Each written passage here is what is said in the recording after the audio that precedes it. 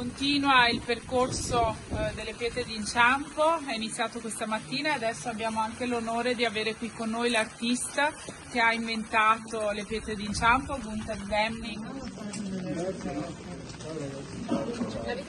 Un ringraziamento a tutti voi, alla comunità ebraica, e dopo incontreremo verso il ghetto al Centro Tedesco di Studi Veneziani, a Diveser, a Marco Bordi. Un grande lavoro di squadra, un percorso della memoria che in questi anni è diventato sempre più importante. Oggi e con oggi abbiamo altre 24 pietre d'inciampo per un totale a Venezia di 159.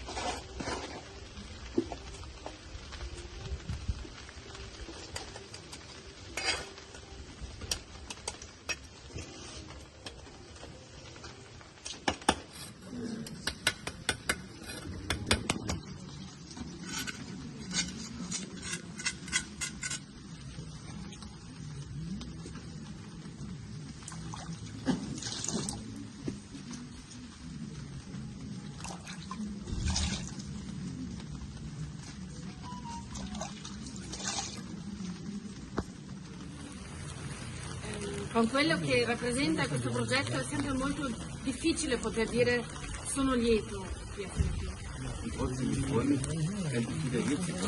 Ma certamente sono lieto di essere qui e sono lieto di poter di nuovo viaggiare dopo questo lungo periodo di pandemia e sono lieto e grato per questo vostro interesse.